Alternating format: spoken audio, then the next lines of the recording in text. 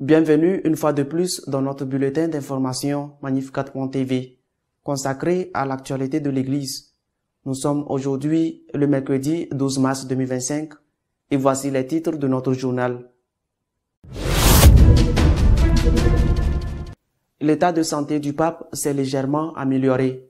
Il a pu enregistrer un court message vocal remerciant les personnes qui viennent prier pour lui à Saint-Pierre.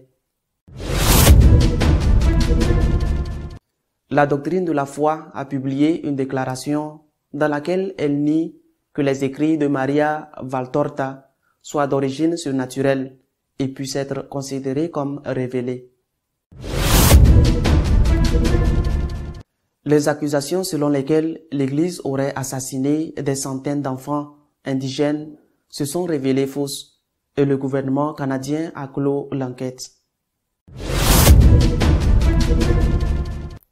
Le pourcentage de catholiques hispaniques aux États-Unis a nettement diminué, en particulier parmi ceux qui sont nés aux États-Unis.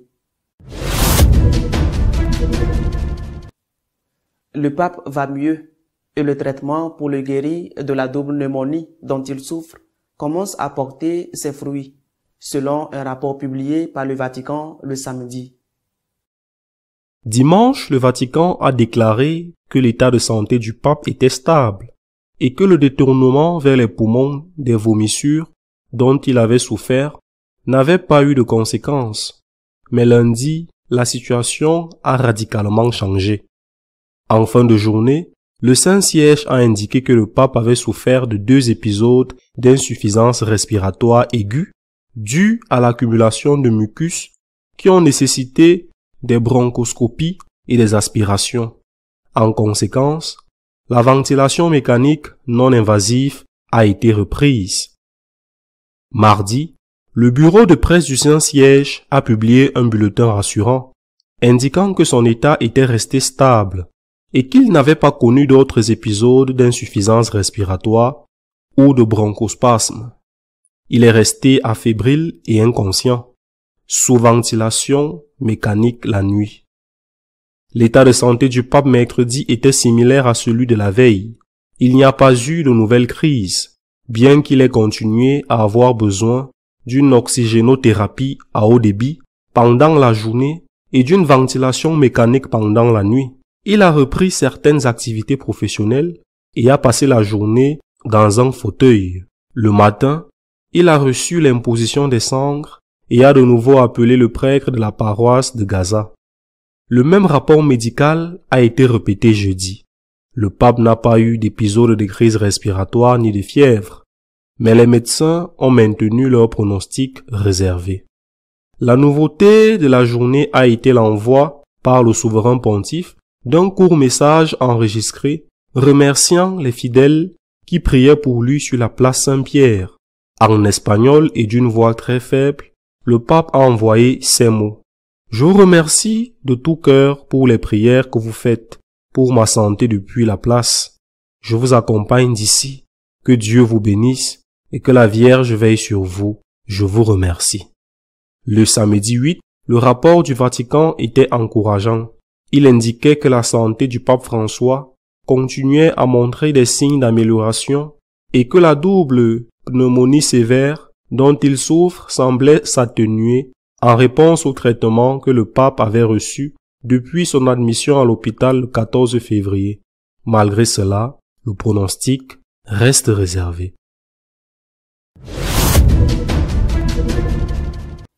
Les écrits de Maria Valtorta ne sont pas d'origine surnaturelle et ne peuvent donc pas être considérés comme des révélations, a déclaré le Vatican. Le dicaster pour la doctrine de la foi a réaffirmé que les écrits de Maria Valtorta, y compris ses prétendues visions et révélations, ne sont pas d'origine surnaturelle, mais qu'il s'agit de formes littéraires. L'Église a déjà inclus son œuvre majeure dans le défunt Index des livres interdits. Les écrits de la laïque italienne Maria Valtorta sont principalement une vaste œuvre, prétendument mystique, qui raconte la vie de Jésus dans les moindres détails. Son ouvrage le plus connu est le poème de l'homme-dieu, aujourd'hui intitulé « L'Évangile tel qu'il m'a été révélé ». Selon Valtorta, ces textes ont été dictés par Jésus et d'autres personnages célestes à travers des visions et des locutions intérieures. L'œuvre décrit des épisodes de la vie du Christ dans un style romanesque et détaillé, incluant des dialogues, des paysages et des émotions qui n'apparaissent pas dans les évangiles canoniques. En 1959, l'ouvrage a été inscrit à l'index des livres interdits. Bien que certains fidèles et prêtres aient trouvé une valeur spirituelle à ces écrits, le Vatican a réaffirmé qu'ils ne pouvaient être considérés comme des révélations authentiques ou d'origine surnaturelle. Le communiqué du Dicaster pour la doctrine de la foi indique ce qui suit. Le Saint-Siège reçoit fréquemment de la part d'ecclésiastiques et de laïcs des demandes d'éclaircissement sur la position de l'Église concernant les écrits de Maria Valtorta, tels que l'œuvre Le poème de l'homme-dieu, aujourd'hui connu sous le titre L'Évangile, tel qu'il m'a été révélé, et d'autres publications. À cet égard, il réaffirme que les prétendues visions, révélations et communications contenues ou attribuées aux écrits de Maria Valtorta ne peuvent être considérées comme d'origine surnaturelle, mais doivent être comprises simplement comme des formes littéraires utilisées par l'auteur pour raconter à sa manière la vie de Jésus-Christ. Dans sa longue tradition, l'Église n'accepte pas comme normatifs les évangiles apocryphes ou d'autres textes similaires, car elle ne reconnaît pas en eux l'inspiration divine, se référant plutôt à la lecture sûre des évangiles inspirés.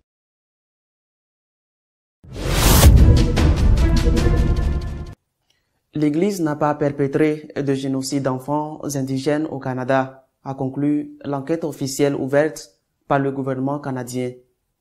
L'accusation selon laquelle l'Église aurait été impliquée dans le meurtre de centaines d'enfants indigènes a été confirmée comme une calomnie, destinée à salir la réputation de l'Église et surtout des religieux qui dirigeaient le pensionnat où ces enfants étaient gardés.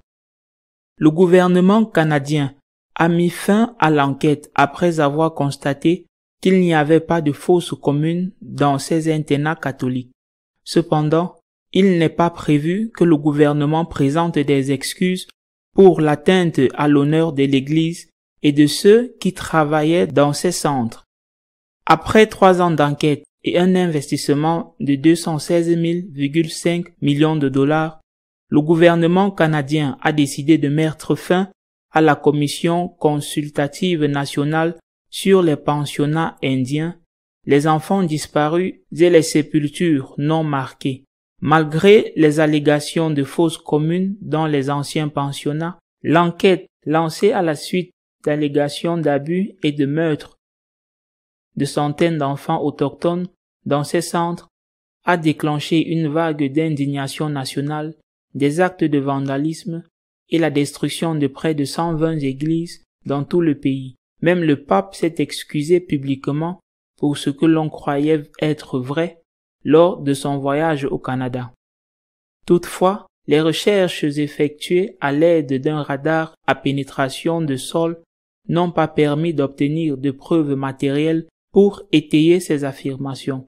Malgré cela, le Premier ministre Justin Trudeau a insisté jusqu'à l'année dernière sur le fait que des crimes avaient été commis dans ces centres, qui n'ont fonctionné qu'à la fin du 19e siècle jusqu'aux années 1990, avec des fonds publics et une gestion assurée principalement par les églises catholiques et anglicanes. Il est vrai que certains enfants sont morts dans ces internats, mais les archives historiques indiquent que la principale cause de décès était due à des maladies telles que la tuberculose. Entre-temps, la controverse continue de frapper le monde universitaire. L'annulation d'une conférence de l'historien et ecclésiastique anglican, Lord Biggar, au Regent College de Vancouver, après qu'il ait été accusé de nier l'existence des charniers, a ravivé le débat sur la liberté d'expression dans ce domaine. Lord Biggar a dénoncé une culture agressivement répressive au Canada qui déforme le travail des missions chrétiennes et justifie l'incendie des églises.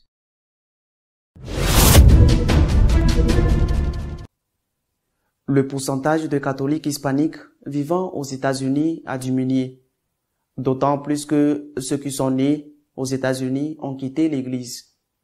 Une étude récente sur la religion aux États-Unis montre que si le pourcentage d'adultes blancs, noirs et asiatiques qui s'identifient comme catholiques est resté relativement stable depuis 2007, le pourcentage d'adultes hispaniques qui s'identifient comme catholiques a diminué de façon spectaculaire.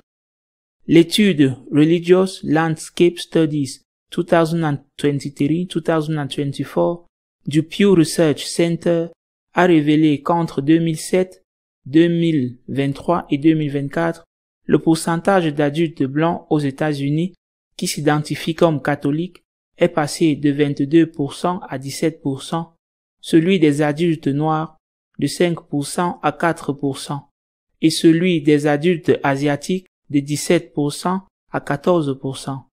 Dans le même temps, les adultes hispaniques sont passés de 58% à 42%. Globalement, 36% des catholiques aux États-Unis sont hispaniques. Le pourcentage de catholiques dans la population hispanique des États-Unis diminue rapidement depuis longtemps, a déclaré Gregory Smith, directeur de recherche à Pew. Lorsque nous avons réalisé cette étude pour la première fois, nous pouvions dire qu'à l'avenir, la population catholique américaine serait majoritairement hispanique. Aujourd'hui, nous constatons que la majorité des hispaniques ne sont pas catholiques. Il n'est pas surprenant de voir ces chiffres, a déclaré Cruz Hoffman Ospino, professeur de ministère hispanique et d'éducation religieuse à Boston College. Plus la population hispanique est importante et plus la part de ceux qui sont nés et ont grandi aux États-Unis est importante, plus le déclin se poursuivra. Ospino a expliqué que nous ne sommes plus dans les années 1990, lorsque plus de la majorité de la population hispanique aux États-Unis était composée d'immigrants qui sont plus susceptibles d'être religieux. Aujourd'hui, environ 64% des hispaniques sont nés, ce qui signifie qu'ils ont grandi dans une culture pluraliste et sécularisée et qu'ils ne seront donc pas catholiques. Un autre facteur, selon M. Ospino, est la responsabilité de l'Église elle-même. Il a noté que les hispaniques se détournent de la foi aux États-Unis en grande partie parce que la plupart de nos activités pastorales sont inadéquates, ce qui signifie que la deuxième génération, celle qui est née dans le pays, est négligée.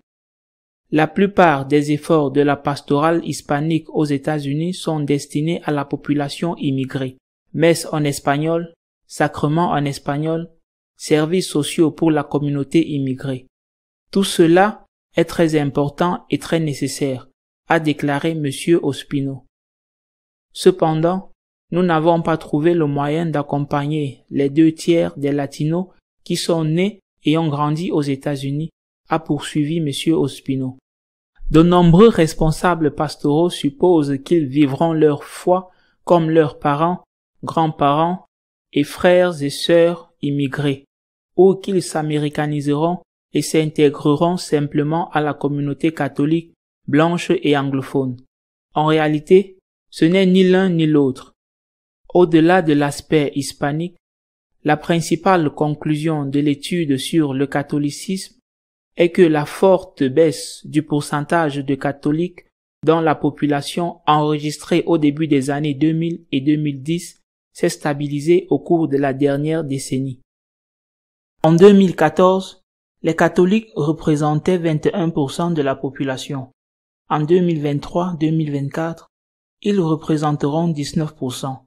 Toutefois, Monsieur Smith a mis en garde contre l'idée que cette stabilité se poursuivra. En fait, il a expliqué que pour qu'elle se maintienne, il faudrait que quelque chose change. Notre éditorial de cette semaine est consacré à commenter l'évolution de la maladie du pape et à demander des prières pour lui. La santé du pape a continué à être l'actualité la plus importante de l'Église pendant une semaine. Lundi dernier, le 3, le pape a souffert de 2 crises respiratoires aiguës causées par l'accumulation de mucus dans ses poumons à la suite de la double pneumonie dont il continue de souffrir. Selon le rapport médical, il a fallu procéder à 2 bronchoscopies pour éliminer les mucosités qui l'empêchaient de respirer. C'était un moment délicat, un moment grave, comme l'a reconnu le Vatican lui-même. C'était le lundi. Cependant, depuis ce jour, les choses vont de mieux en mieux. Le pape reçoit un flux d'oxygène à haute intensité pendant la journée par le biais de 2 canules placées dans son nez. La nuit, il est équipé d'un masque pour l'aider à respirer. Il s'agit d'une ventilation mécanique, mais à aucun moment, selon le Vatican, il n'a été intubé. Les constantes analytiques du test sanguin restent bonnes. Il n'a toujours pas d'infection extraordinaire due à l'ingestion de ce qu'il avait vomi et qui s'est retrouvé dans ses poumons, et il n'a toujours pas de fièvre. Cette amélioration compte tenu de son état a conduit les médecins à décider que ce vendredi, il n'y aurait pas de rapport médical pour la première fois depuis son admission il y a plus de 20 jours. Il a également permis au pape d'enregistrer un court message audio qui a été rendu public jeudi.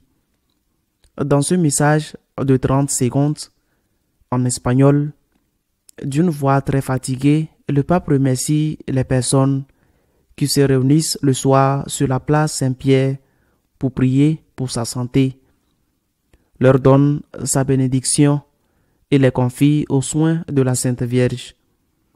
Ce message a permis de faire taire les rumeurs largement répandues sur les réseaux sociaux, selon lesquelles le pape était mort et qu'on le maintenait mort pour on ne sait quelle obscure raison.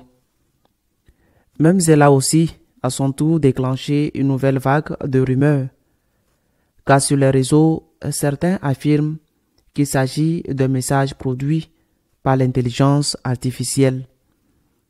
La vérité est que ceux qui disent cela n'ont aucune preuve scientifique pour l'affirmer. Je pense que le fait que le pape ait adressé ce message est significatif. Il faut s'en réjouir et nous nous joignons à Dieu. Nous nous joignons à lui pour le remercier de cette amélioration qu'il connaît et aussi pour prier pour son prompt rétablissement. Même si nous ne sommes pas physiquement sur la place Saint-Pierre, du moins pas tous les jours. Une autre nouvelle de cette semaine a été le communiqué publié par le dicaster de la doctrine de la foi, présidé par le cardinal Fernandez, qui affirme catégoriquement que les œuvres de Marie Valtorta n'ont pas d'origine surnaturelle, qu'elles ne proviennent pas d'une révélation divine.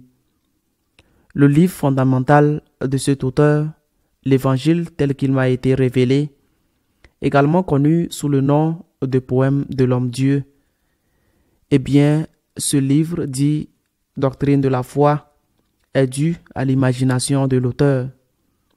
C'est un livre fruit de sa propre imagination et il n'y a aucune révélation, aucune inspiration ou révélation directe de notre Seigneur Jésus-Christ qui lui ait fait connaître ces choses prétendument non contenues, qui sont des détails non contenus dans l'Évangile.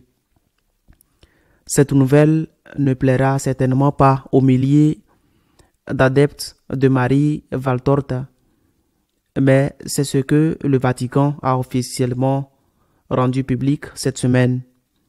Il n'y a pas de révélation surnaturelle dans les œuvres de Maria Valtorta. Une autre nouvelle importante de cette semaine a été l'annonce par le gouvernement canadien, bien que très discrète, qu'il n'y a pas eu de génocide, de meurtre, de torture ou d'abus sexuels dans les internats gérés par l'Église pour les enfants indigènes. Il y a 3 ans, un véritable scandale a éclaté lorsqu'il a été allégué que 215 squelettes d'enfants avaient été retrouvés illégalement enterrés dans un seul de ces internats et qu'ils avaient été enterrés soit à la suite de mauvais traitements, de coups ou même pour cacher des abus sexuels. Ce scandale a été énorme. Il a secoué l'opinion publique au Canada et au-delà, il a produit une vague d'attaques contre l'Église et aussi de déception dans l'Église. Parmi ces attaques, plus de 150 églises ont été vandalisées et certaines d'entre elles, dont certaines de grande valeur historique, ont été incendiées. Le président Trudeau lui-même a accrédité cette nouvelle en affirmant que l'Église était responsable de crimes contre les enfants qui lui sont confiés. Et le pape François a également cru à cette implication présumée de l'Église dans ces crimes et lors de son voyage au Canada, il a explicitement demandé pardon pour les 215 enfants qui seraient morts dans un seul de ces pensionnats. Il est désormais confirmé que tout cela est faux, qu'il n'y a jamais eu de tels enterrements, que tout enterrement est documenté et qu'il est dû aux maladies normales de l'époque, par exemple la tuberculose. Jamais l'Église, jamais au Canada n'a été impliquée dans une quelconque forme de violence, de maltraitance ou d'abus sexuels, impliquant la mort pour dissimuler les faits et l'enterrement illégal d'enfants. L'Église est totalement innocente de ces crimes épouvantables dont elle a été accusée il y a 3 ans et qui, je le répète, ont entraîné une vague d'attaques contre des églises catholiques, dont certaines ont été incendiées. Mais le gouvernement canadien qui a rapporté cette nouvelle ne s'est pas excusé d'avoir accrédité l'implication de l'Église dans des meurtres. Il ne s'est pas excusé. Trudeau, le président, qui est celui qui en a eu l'idée, plus que quiconque, ne s'est pas excusé. Il n'a absolument rien dit. Les médias en général sont également restés silencieux, tant à l'intérieur qu'à l'extérieur du Canada. Très peu de médias rapportent ce qui est désormais une certitude. L'Église au Canada n'a pas été impliquée dans une quelconque attaque criminelle contre les enfants des peuples indigènes qui lui ont été confiés pour leur éducation et leurs soins, selon les critères de l'époque, bien sûr. Le pape est toujours dans une situation critique, toujours dans une situation grave. Les médecins continuent de dire que son pronostic est réservé et que les attaques qu'il a subies ces 2 dernières semaines pourraient se reproduire, mettant sa vie encore plus en danger. C'est pourquoi il continue à demander des prières pour la santé du pape. C'est un moment délicat pour lui en tant qu'être humain et pour l'Église. Nous devons prier pour lui et nous devons prier pour l'Église. Nous devons prier pour son corps et pour son âme. Nous devons prier pour le Saint-Père. Nous devons prier pour l'Église. Et s'il a confié à la Sainte Vierge ceux d'entre nous qui prient pour lui, nous devons faire de même et demander à notre mère la santé des malades, de prendre soin de lui, de l'aider dans ce moment difficile. Nous prions pour le pape, nous prions pour l'Église. À la semaine prochaine, si Dieu le veut. Si vous souhaitez être au courant de ce qui se passe dans l'Église, vous pouvez le faire à travers notre page d'information Magnificat.tv. Nous continuerons à vous tenir informés de ce qui se passe en elle. À la semaine prochaine, si Dieu le veut.